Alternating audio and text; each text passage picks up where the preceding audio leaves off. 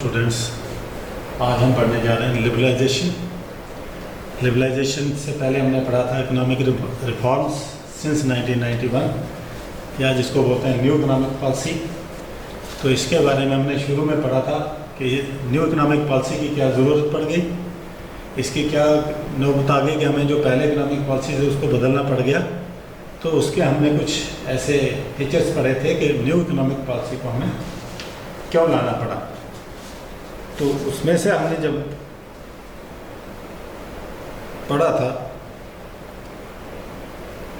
कि जो हमारी इकोनॉमिक पॉलिसी चल रही थी उससे क्या हुआ कि हमारे जो इकॉनमी जो थी इंडिपेंडेंस के बाद 15-20 साल तो अच्छी रही, ग्रो करते रही, लेकिन उसके बाद जो हमारी इकॉनमी जो है घटना शुरू हो गई, डाउन होना शुरू हो गई। तो चलते चलते हमारे पास डिफरेंट फील्ड्स में या डिफरेंट सेक्टर्स जो थे, पब्लिक सेक्टर्स थे, वहाँ से आउटपुट जो है बहुत कम निकलने लगा। डेवलपमेंट की राह जो काफ़ी स्लो हो गई, स्लो के बदले काफ़ी माइनस में जाने लगी। तो 1980s और 1990 के बीच में हमारी इकॉनमी का बड़ा इतने डाउन हो गई कि यहाँ तक कि 1990 में हमको न्यू इकोनॉमिक पॉलिसी लागू करने पड़ी।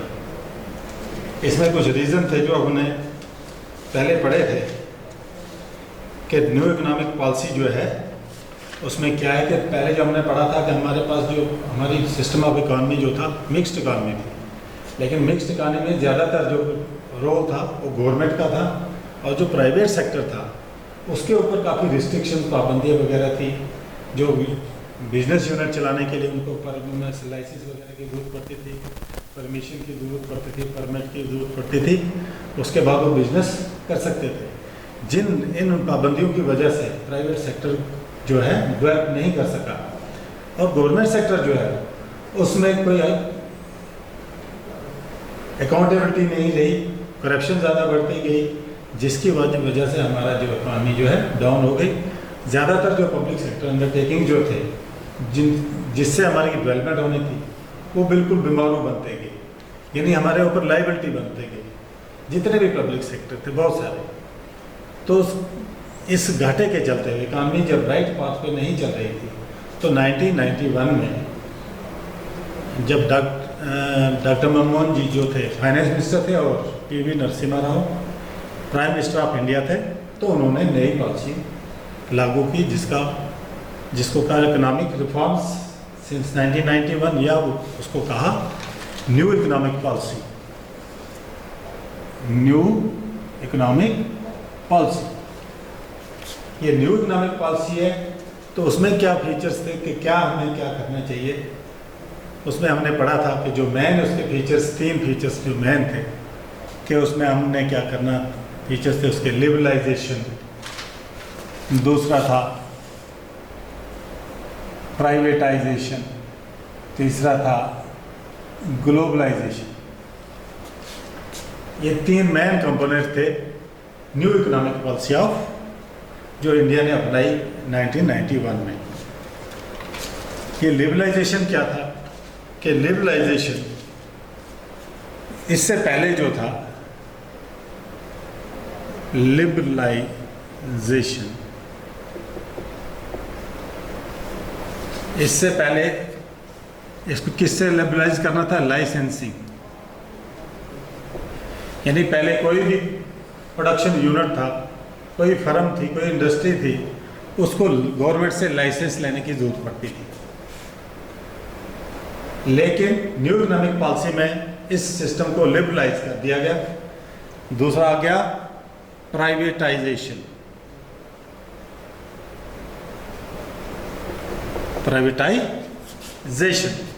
प्राइवेटाइजेशन हो गया कि जो ये कोटा वगैरह रखते थे, कोटास, प्रोडक्शन यूनिट को होता था कि इतना कोटा, इतनी प्रोडक्शन आपने करनी, उससे ना ज़्यादा ना कम करनी, यानी रिस्ट्रिक्शन, पाबंदियाँ लगी हुई थी कि जिसमें प्राइवेट सेक्टर जो है फ्री नहीं था और अपनी मर्जी से जो है प्रोडक्शन क्या नहीं कर सकता था। उस कोटे को हटा के इन्होंने कर दिया प्राइवेटाइजेशन। फिर ग्लोबलाइजेशन,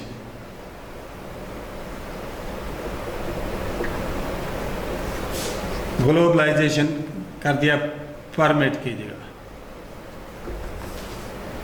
पहले हमें कोई भी काम करना है उसके लिए परमिट लेके, यानी हम देखते हैं गाड़ियाँ लेते हैं उनके परमिट तैयार करने हैं, परमिशन तैयार करनी, लिमिट तैयार करनी, पाबंदियाँ मतलब है उसके ऊपर, ये सारी गवर्नमेंट से उसको हासिल करने के बाद ही अपना कोई काम स्टार्ट कर सकते थे। लेकिन न्यू इकोनॉमिक पॉलिसी में क्या किया कि इन सब चीज़ों को लिबरलाइज कर दिया, प्राइवेटाइज कर दिया और ग्लोबलाइज। ये मेन जो फीचर्स आ गए न्यू इकोनॉमिक पॉलिसी के, लिबरलाइजेशन, प्राइवेटाइजेशन और ग्लोबलाइजेशन। ये इनकी इसलिए ज़रूरत पड़ी जब हमारी इकॉनमी बिल्कुल फ्लॉप हो गई। कहते हैं कि हमारे पास जो फॉरेन रिजर्व्स हैं, जैसे एक्सपोर्ट इंपोर्ट के लिए मसले में जब हम कहीं इंपोर्ट करते थे हमारे पास वो फॉरेन रिजर्व्स नहीं थे कि हम ज़्यादा माल बाहर से इंपोर्ट कर सकते थे। तो ये बहुत सारी जो वीकनेसेस थी उनको दूर करने के लिए न्यू इकोनॉमिक पॉलिसी को लागू किया गया, जो बाद में कामयाब भी हुई। आज तक वो पॉलिसी जो है आगे इसकी बढ़ती जा रही, चलती जा रही है, हम उसी फील्ड में आगे तरक्की कर रहे हैं। तो उसी मसले में हम सबसे पहले देखेंगे कि लिबरलाइजेशन, इसके कौन कौन से फीचर्स हैं, क्या कंपोनेंट्स हैं इसके, पहले इसको डिस्कस करते हैं। What is liberalisation?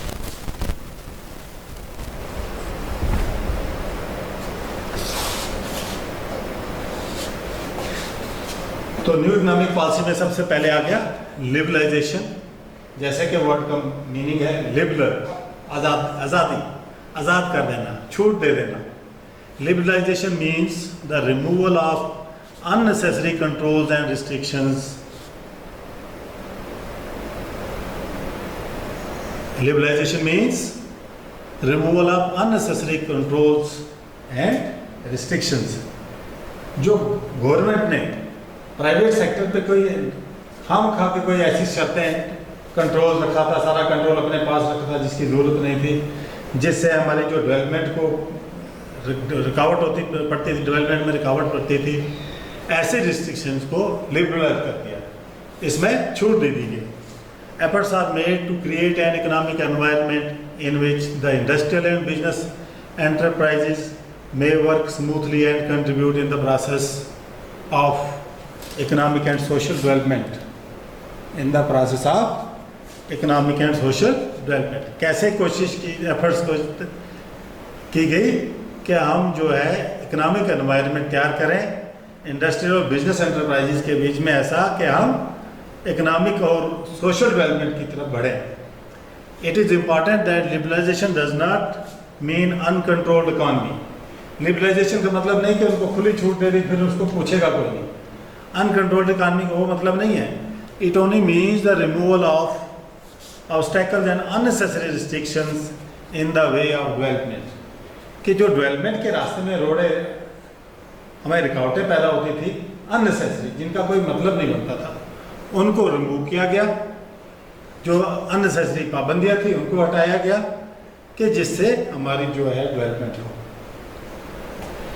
इसी तरह से इसके important economic reforms under liberalisation are is under number 1 industrial sector reform. सबसे पहले किस इसमें लिबरलाइजेशन में किसको लिबरलाइज किया गया? इंडस्ट्रियल सेक्टर में रिफॉर्म लाए गए। कौन कौन से रिफॉर्म लाए गए इसमें?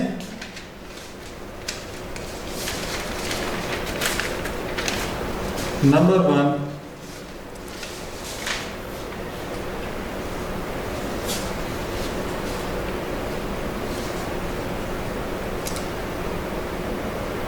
सबसे पहले abolition of industrial licensing.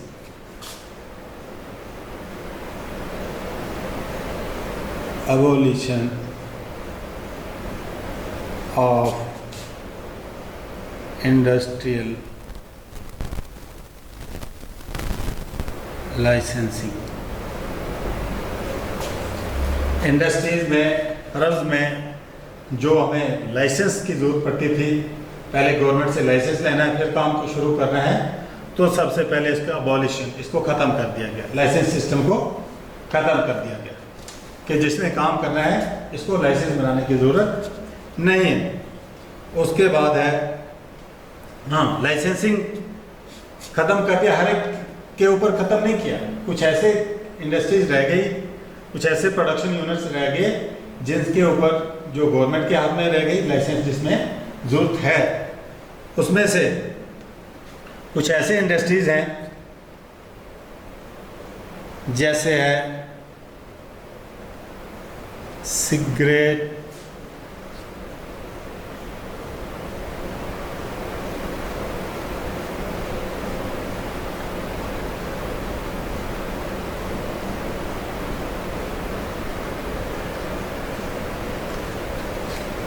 Cigarette हो गया,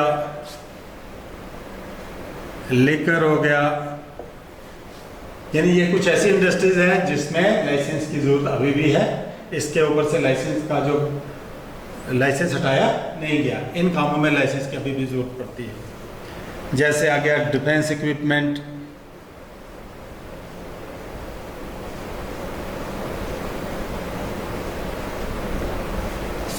फिर आ गया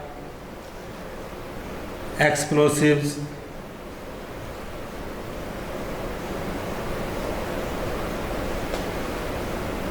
dangerous chemicals,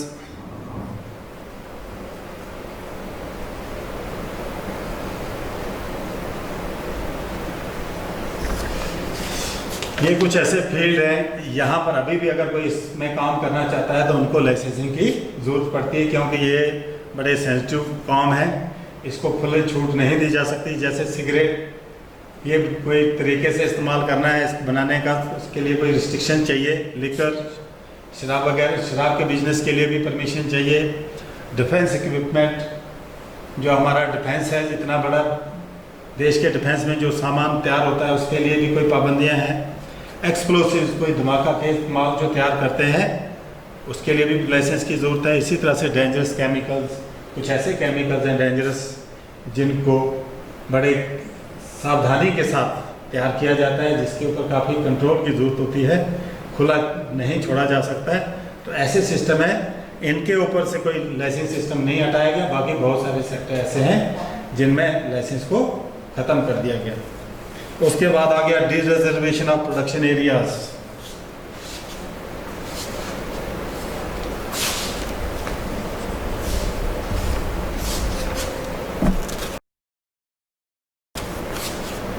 number 2, industrial sector में dereservation of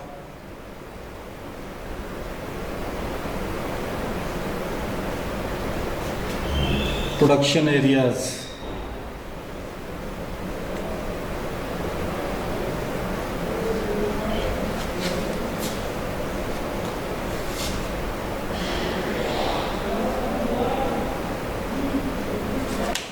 D reservation from production areas, बहुत सारी यूनिट्स ऐसी हैं जिनके ऊपर पहले रिजर्वेशन रखी गई थी कि कितना का कौन सी सेक्टर, स्मॉल स्केल सेक्टर या लार्ज स्केल सेक्टर जो है कितना कितना अपना प्रोडक्ट तैयार करेंगे, कि उसके ऊपर भी उन्होंने इसको डी रिजर्व कर दिया और रिजर्वेशन को ख़त्म कर दिया। और उसके बाद आ गया एक्सपेंशन ऑफ प्रोडक्शन कैपेसिटी।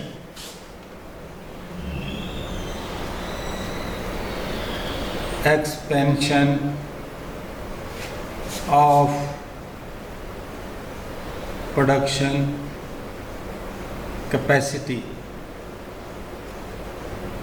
पहले प्रोडक्शन पे भी पाबंदी थी कि आपको कितना एक कोटा दिया होता था, अब वो कोटा हटा दिया गया है। उस प्रोडक्शन को जो प्रोड्यूसर है उसको मर्जी से बढ़ा सकता है, काम कर सकता है, डिमांड के मुताबिक इसको प्रोड्यूस कर सकता है। उसके बाद आ गया फ्रीडम टू इंपोर्ट।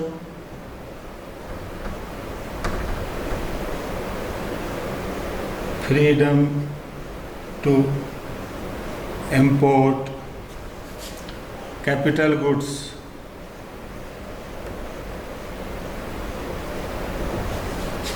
ये जो पहले पाबंदी थी कि आप बाहर से कोई सामान ऐसा इंपोर्ट नहीं कर सकते थे, उसके लिए भी गवर्नमेंट से परमिशन लेने पड़ती थी। अब वो परमिशन को ख़त्म कर दिया गया। अब आप मर्ज़ी से जो आपको नीड है, जैसी मशीनरी आपको चाहिए, जो आपको कैपिटल चाहिए दूसरे देशों से, आप उसको इंपोर्ट कर सकते हैं। तो ये इसमें आ गया नंबर 4 कि क्या क्या हमने इसमें लिबरलाइजेशन में, यानी इंडस्ट्रियल सेक्टर में क्या क्या छूट दी गई, नई इकोनॉमिक पॉलिसी में क्या चीज़ें छूट दी गई हैं। उसके बाद आ गया नेक्स्ट इंडस्ट्रियल सेक्टर के बाद आ गया financial sector reforms.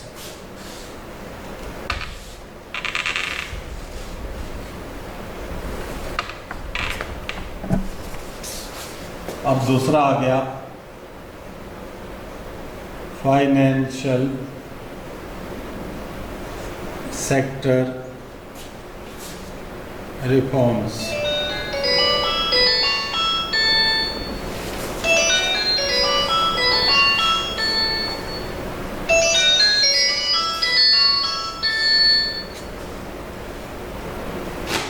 Finance sector reforms में कौन कौन से रिफॉर्म्स किए गए? It includes,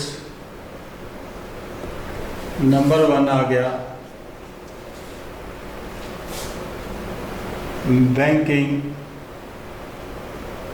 and non banking institutions.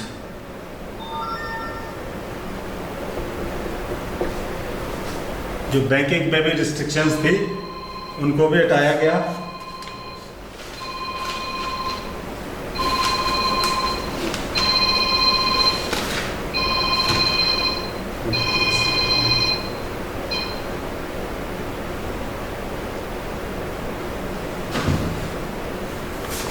Banking and non banking institutions. Number 2 stock market,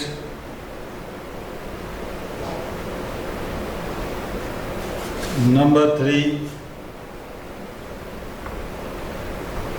foreign exchange market.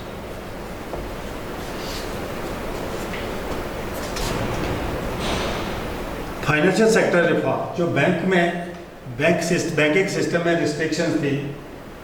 क्या आप देखेंगे कि पहले के बैंक में आप लोग ज़्यादा से ज़्यादा पैसे जमा करते थे, कि बिजनेस के लिए पैसे जो लेने होते थे उसमें बड़ी शर्तें होती, बहुत सारी फॉर्मेलिटी पूरी करके उसको लोन वगैरह दिया जाता और उधार उससे लिया जाता था। लेकिन लिबरलाइजेशन के बाद बहुत सारी चीज़ें बैंकिंग सिस्टम को भी छूट दी गई। और नॉन बैंकिंग बैंक तो आपको मालूम है एक गवर्नमेंट अंडर ये कुछ कंट्रोल इंस्टीट्यूशन जिनके ऊपर गवर्नमेंट की कंट्रोल होता है। नॉन बैंकिंग इंस्टीट्यूशन ऐसे इंस्टीट्यूशन होते हैं जो पैसे का लेन देन का काम करते हैं लेकिन रजिस्टर्ड नहीं होते किसी बैंक के साथ या किसी आरबीआई के साथ या किसी गवर्नमेंट के कंट्रोल में नहीं होता है। ये प्राइवेट सिस्टम पे ही चलता है। बहुत सारा बिजनेस जो है ऐसे चलता है अनरिकॉग्नाइज्ड, अपने रिस्क पे लोग पैसा लगाते हैं और देते हैं, तो ये उसको बोलेंगे नॉन बैंकिंग इंस्टीट्यूशन। फिर आ गया स्टॉक मार्केट, जहाँ पर आजकल देखो different types of shares market की बिक्री होती है। हर एक मिनट के बाद सेल लगी होती है कि हमारे शेयर्स की मार्केट जो वैल्यू है कभी ऊपर कभी नीचे। स्टॉक मार्केट या बम्बई स्टॉक एक्सचेंज जिसको बोलते हैं, इसमें भी उन्होंने काफ़ी छूट दे दी। फॉरेन एक्सचेंज मार्केट, जहाँ पे हम फॉरेन कंट्रीज़ की करेंसीज को एक दूसरे के साथ लेन देन करते हैं, उसमें जो जो पाबंदियाँ थी उनको भी हटाया गया। उसके बाद नंबर 3 है फिस्कल रिफॉर्म्स।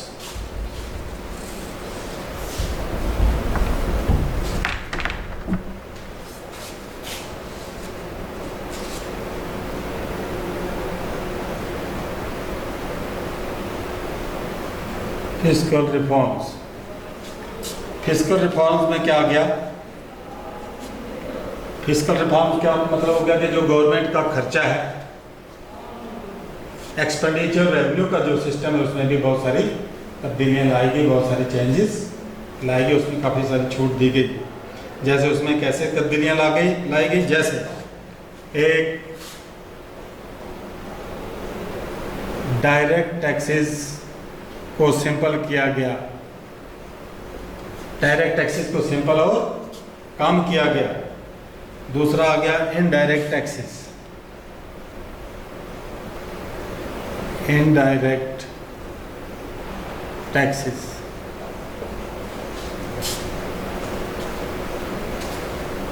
डायरेक्ट टैक्सेस होते हैं कि जो एक इंडिविजुअल जो है उसकी अपनी इनकम पे, उसकी अपनी प्रॉपर्टी पे जो टैक्स लगता है उसको खुद को पे करना होता है। जितनी इनकम है उसके प्रोपोर्शनेटली जो rate of tax by government fix किया जाता है उसको पे करना है। इसकी एक सिंपल सी एग्जांपल है कि जितने भी एम्प्लॉइज़ हैं ये साल के बाद इनकम यानी मंथली भी देते हैं और साल के बाद भी उसकी डिडक्शन करते हैं।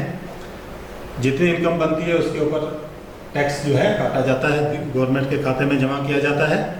इनडायरेक्ट टैक्सेस हो गया जो सभी लोग जाने अनजाने में हमें नहीं पता है, लेकिन जितनी भी गुड्स एंड सर्विसेज को हम कंज्यूम करते हैं इनके ऊपर टैक्सेस लगे होते हैं जो गवर्नमेंट के खजाने में जाता है, उनको भी हम पे करते हैं।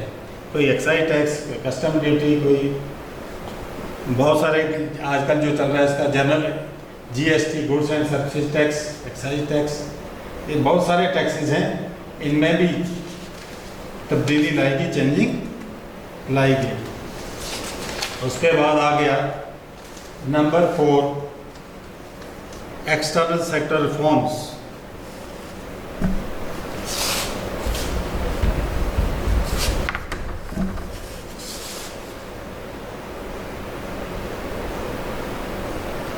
External sector reforms.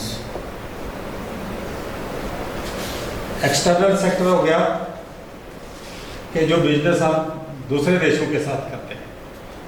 इसमें एक्सटर्नल सेक्टर के साथ कौन कौन सा हम, इट इंक्लूड्स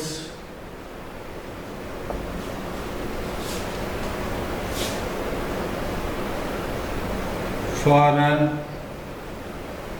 एक्सचेंज रिफॉर्म्स। दूसरा आ गया foreign trade policy reforms. Foreign trade policy reforms. Foreign exchange reform जैसे पहले कहते हैं कि हमारा जो आज की डेट में हमारा रुपी जो इसकी वैल्यू $1 के मुकाबले में 75 रुपीज़ के बराबर है। $1 जो है उसको खरीदने के लिए हमें 75 रुपीज़ देने पड़ते हैं। लेकिन एक वक्त था जबकि ₹1 का $1 मिलता था। लेकिन जब हमने देखा कि जब आफ्टर इंडिपेंडेंस हमने अपनी इकानमी को ग्रो करना था, फॉरेन सेक्टर, फॉरेन जो इन्वेस्टर थे उनको अट्रैक्ट करने के लिए हमने अपनी फॉरेन एक्सचेंज रिफॉर्म लाए। हमने क्या किया, मनी वैल्यू को कम कर दिया। जैसे $1 के बदले में हमें ₹10 देने पड़े, या ₹10 उसकी वैल्यू फिक्स कर दी, या 15-20 रुपये वैल्यू फिक्स कर दी। तो इससे क्या होता है कि जो डॉलर वाले कंट्रीज़ हैं हमारे कंट्री में इन्वेस्ट करना शुरू कर देंगे। उनको ये लगेगा कि हमें $1 के बदले में 20 रुपये मिल रहे हैं, तो वहाँ पर हमें बिजनेस करने का बेनिफिट है। तो इसलिए वो हमारे कंट्री की तरफ, हमारी इकानमी की तरफ अट्रैक्ट होंगे और हमारी कंट्री में इन्वेस्ट करेंगे। तो इसलिए फॉरेन एक्सचेंज रिफॉर्म्स भी लाई गई। इसी तरह से फॉरेन ट्रेड पॉलिसी रिफॉर्म्स, जो फॉरेन ट्रेड था, हमारे दूसरे देशों के साथ हमारी तजारत थी, बिजनेस था, उसमें भी काफ़ी तब्दीलियाँ लाई गई। जैसे जो इनके कस्टम ड्यूटीज़ जो थी, एक्साइज ड्यूटी, टैक्स वगैरह, टैरिफ वगैरह जो थे, जो इंपोर्ट एक्सपोर्ट पे टैक्स लगता था पहले ज़्यादा था, पाबंदियाँ ज़्यादा थी, उन सबको कम किया गया, जिससे फॉरेन ट्रेड वाले भी हमारे कंट्री में ट्रेड करने के लिए, उस पैसे कमाने के लालच में इंडिया में उन्होंने इन्वेस्ट किया, कि जिससे हमारी इकानमी को थोड़ी सी मूवमेंट मिली और हमने ग्रो किया और अच्छी कंडीशन में हम पहुँच गए कि फॉरेनर्स को भी हम अट्रैक्ट करें। तो उसके लिए ये डिफरेंट पॉलिसीज़ बनाई गई थी। तो ये बहुत सारे प्रोसेस थे जो लिबरलाइजेशन में